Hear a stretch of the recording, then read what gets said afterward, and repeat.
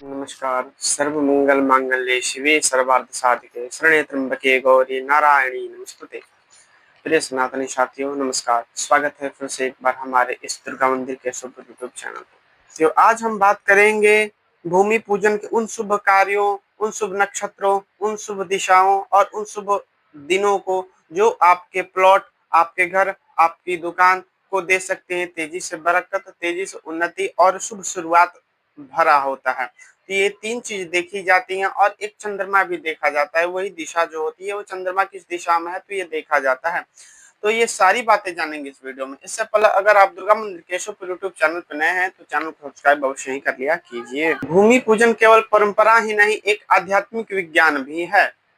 भूमि पूजन केवल कर्म कांड ही नहीं, यह पृथ्वी माता, वास्तुदेव और गणेश जी से आशीर्वाद प्राप्त करने का एक रास्ता है जिससे आप हमारे पे प्रसन्न होवे, हम आपकी पूजा कर रहे हैं। शास्त्र भी हमारे कहते हैं सर्वदा शुभ मंगलम कार्ये शुभ मुहूर्तम अन्वेषणम, यानी सदा ही मंगल कार्य में शुभ मुहूर्त और दिन का रहना अत्यंत ही जरूरी होता है। तो ये दो चीजें और बात दिखवा रहे हैं। भूमि पूजन में अतिरिक्त जोड़ा गया है दिशा को, अन्यथा पूर्व दिशा या पश्चिम दिशा में ही आप पूजन कर सकते हैं।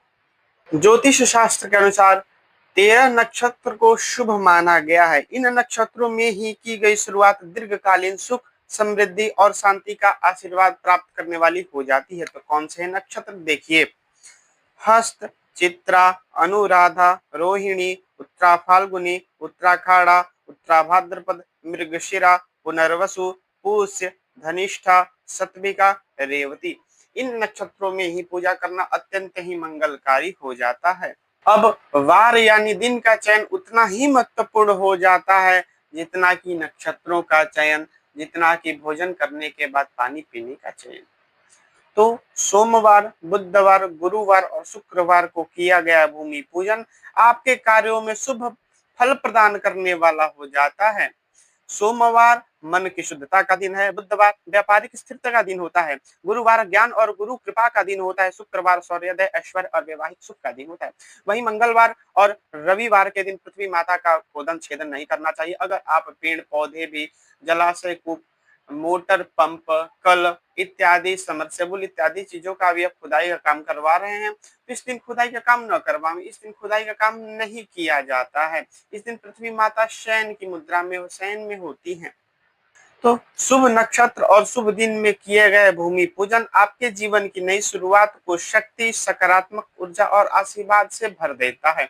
अब हम जानेंगे दिशा के विषय में। दिशा के विषय में ये कहा गया है कि चंद्रमा देख लिया जाता है। भूमि पूजन वैसे घर का मुखिया ही करेगा तो चंद्रमा, उसका चंद्रमा देख लिया जाएगा।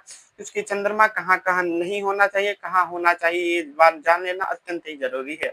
तो उसकी चंद्रमा जो होता है मुंह के सामने और पीठ पीछे न हो। चंद्रमा इन दो दिशाओं में न होना चाहिए, सामने न पड़े और पीठ पीछे, दाहिने या बाएं भाग में चंद्रमा पड़ जावे उस दिशा में हम पूजा करेंगे। तो आप कम से कम एक विद्वान पंडित जी से अपना चंद्रमा अवश्य ही दिखवा। अगर आपको हमारी जानकारी अच्छी लगी हो तो चैनल को सब्सक्राइब करें, वीडियो को लाइक करें और अगला वीडियो देखने के लिए घंटी का निशान जरूर दबाएं।